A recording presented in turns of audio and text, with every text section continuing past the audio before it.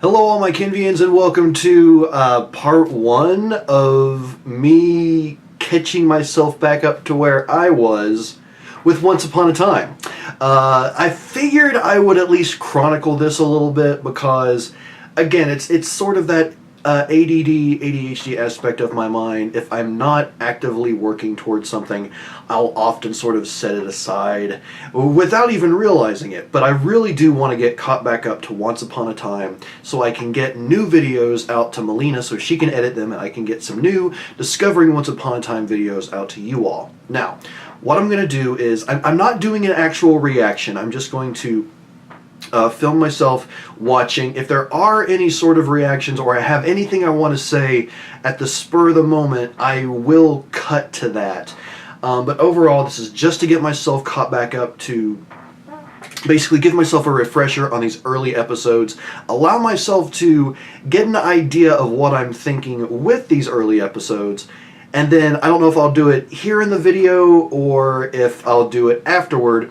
I will watch my afterward portion of the original videos just to see what I was thinking at the time. Again, just to sort of get myself caught back up and so I can get back in the frame of mind for Once Upon a Time. A now complete show. It wasn't completely complete when I originally did those videos. God, time goes by so fast. But instead of talking about the past, I'm going to get right into it. And yeah, I'm interested to see what I think of the show now that I'm coming back to it. And yeah, I'll shut up now. Okay, just a quick pause here. We're in the wedding scene near the beginning right now. And one thing I noticed about the dwarves, and again, I don't know if this is something that might get expanded on a little bit more as I actually get further into the show.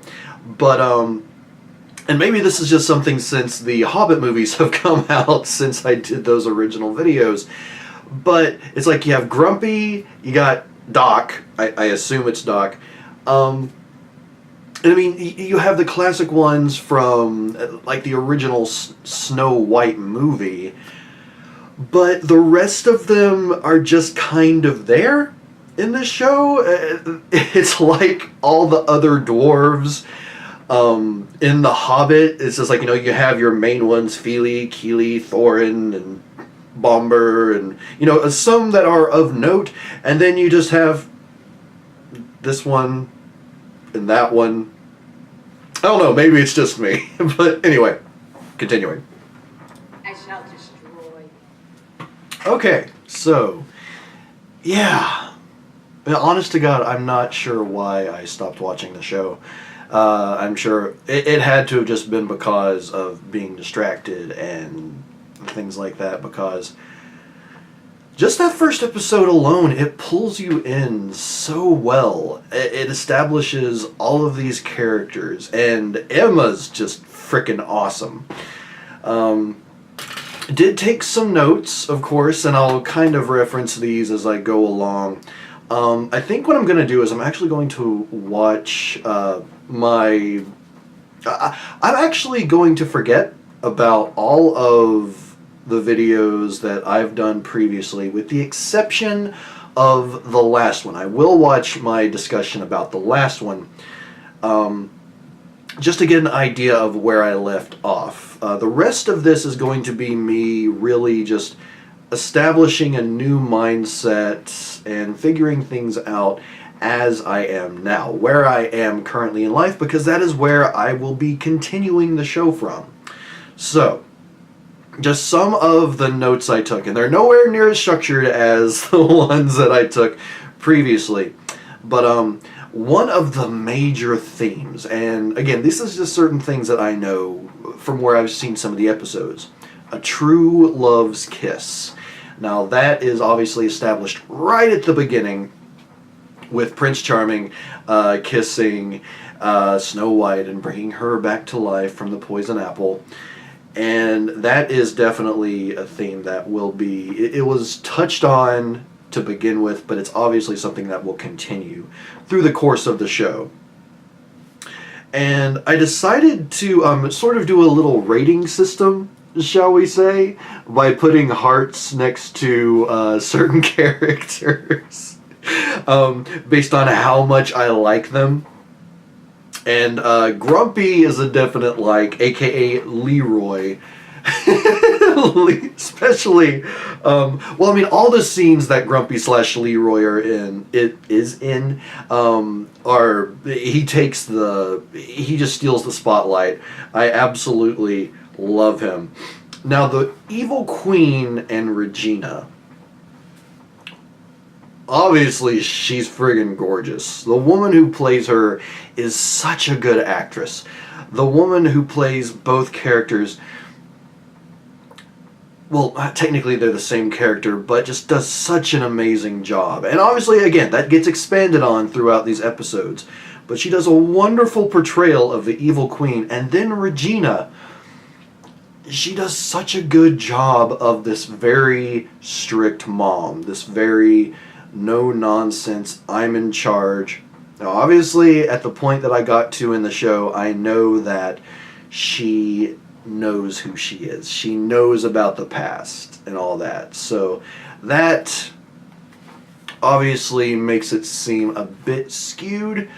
But my personal belief is that while, yes, Emma does detect that Regina is lying when she says that she loves Henry, I think that she truly does. I think that whatever it was that made Emma see that as a lie, it's almost sort of a misdirect. Yes, Regina, aka the Evil Queen, knows who she is. She knows about the past.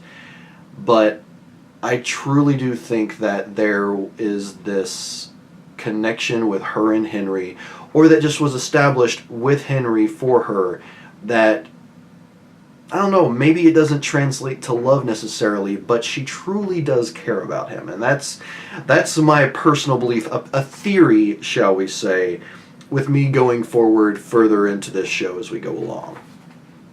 Now, Emma Swan.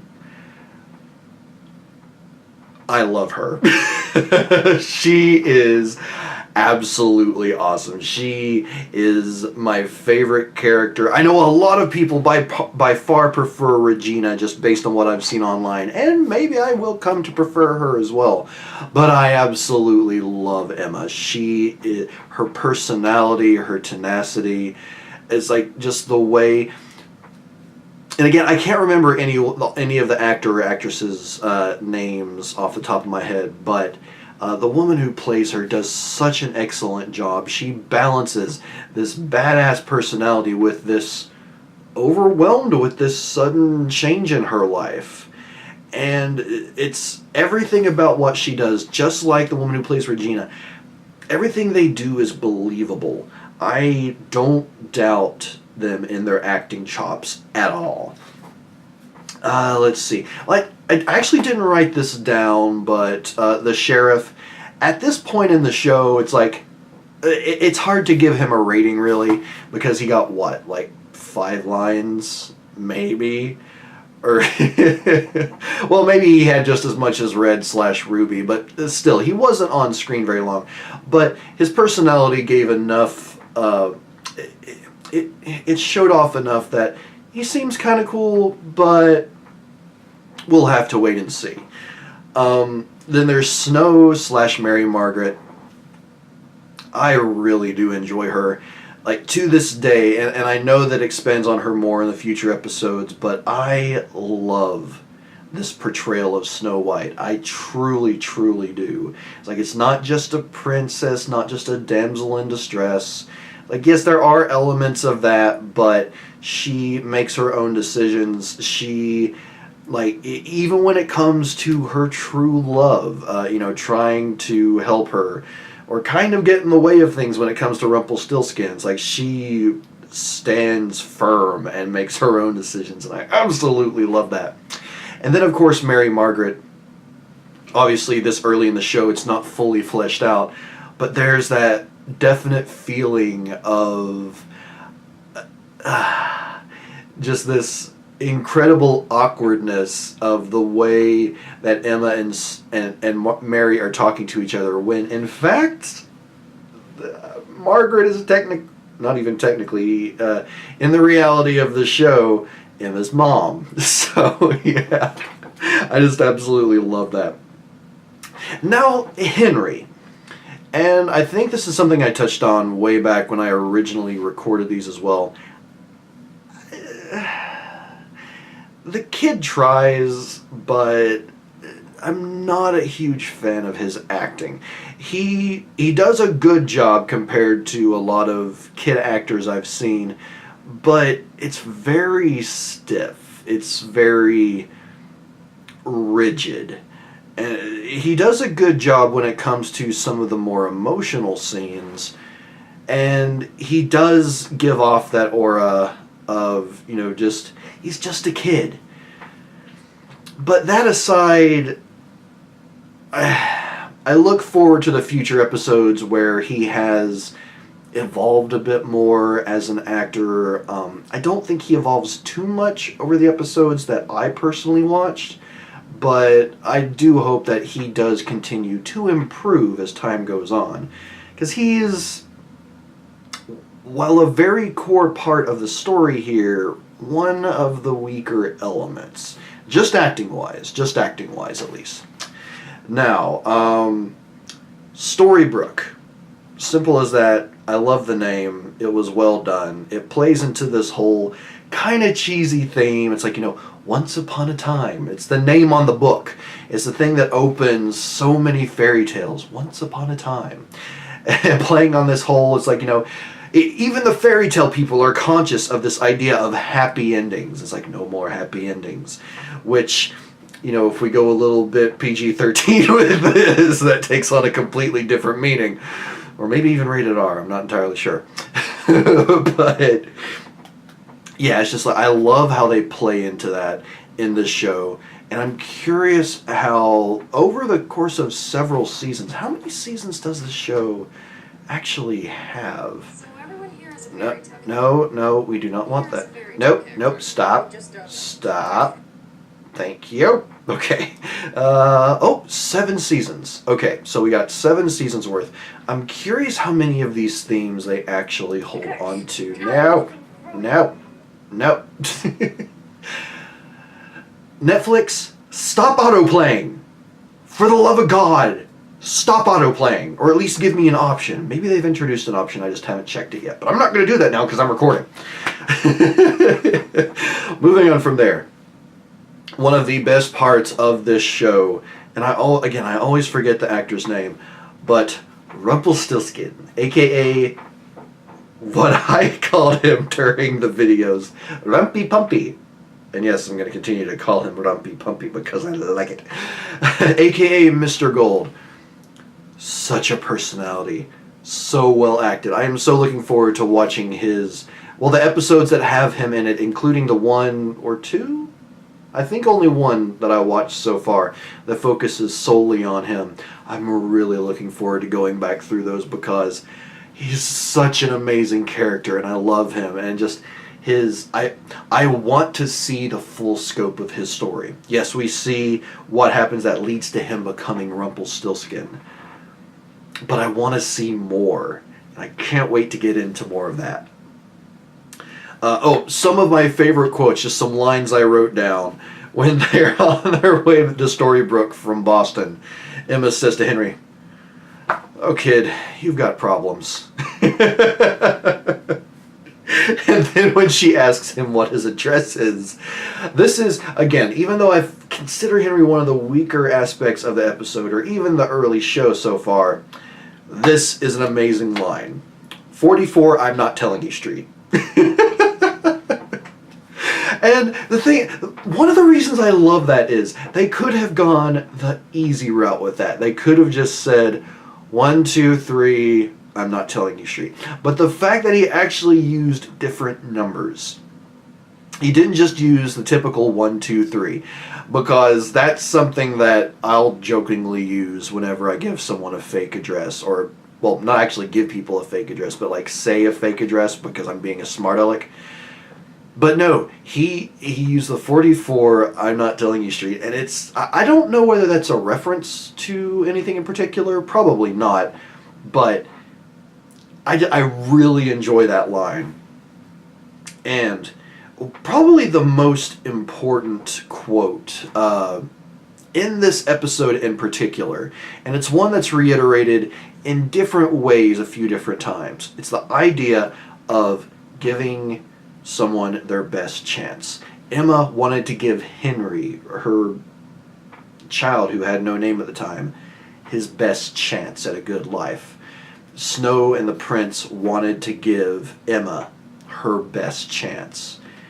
And I love that theme. And I can't remember off the top of my head if that's something that's returned to, just sort of that idea and talking about adoption, which is a very sensitive subject over the course of the next few episodes. I'm sure I'll find that out before long, but yeah, I really like that theme. I like the way that was touched upon. And, I mean, to get real for a second, yes, even though the adoption system, at least here in the U.S., is not great, it definitely has its issues. Like, the idea there of knowing that you personally are not capable of giving this person, this tiny person, their best chance, and so you want to give them their absolute best chance, and you know that's not with you. That's a very heartbreaking, a very hard decision to make, among many different kinds of hard decisions similar to it. That's not in the scope of this conversation, but I do love how they touched on that. I really do. And, well, as far as characters go, Red slash, I might be mistaken, but I think her name in Storybrooke is Ruby. Don't know much about her, and this is incredibly shallow of me, but good lord, she's gorgeous. So I look forward to any episodes that focus on her. There was, I know there's one episode coming up where she is there a little bit more, but we don't actually get to know much about her. It's about, is it the one with Cinderella and her prince? I can't remember exactly, but regardless, I look forward to an episode, at least one, surely in 7 seasons, there's at least one episode that concentrates on her and her grandmother. I really look forward to those whenever it happens. And then finally, Prince Charming. I mean, overall, kind of a generic character when it comes to, well, stories in general. But I really do like the way that he was portrayed in this episode. And there's a lot of different things about how he stands on this. I would almost consider him a paladin. Like, if we're going to go with Dungeons and Dragons kind of themes as to what characters are, he would be lawful good, because even before he threw that sword at the evil queen, which he could have easily killed her, had he not yelled, he purposely yells, "Hey," and then throws the sword so she can disappear. So it's like he's such a lawful good that he couldn't bear to take out this enemy, this person who has threatened his love, his life, and their future child. He couldn't bring himself to quite literally stab her in the back. And then also when the curse starts coming down, just when he's holding the baby and doing the sword fighting, yeah, it's not, some of the best choreographed fighting. It's not some of the best, it's not the best, but it is well done, and it does bring a level of badassedness to that character that I really do appreciate and enjoy. So yeah, the first episode of Once Upon a Time, the pilot.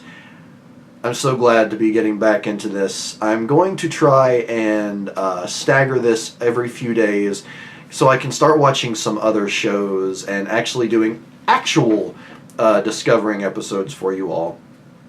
And also, it is past midnight currently, so I'm going to try and edit this real quick and get it up for you all. But regardless, everyone, thank you so much for being here. Please let me know your thoughts in the comments down below. I'm curious as to what you think. If you have seen the previous episode, which I'll link to in the description down below, and somewhere around here at the end of the video, if you have seen that one, I'm curious as to what you think about what I had to say about the episode originally versus now. Because even at this point, I'm not entirely sure. But looking forward to getting back into this show and pushing forward and getting caught back up. And until next time, everyone, I am Papa Ken. See you on the next episode.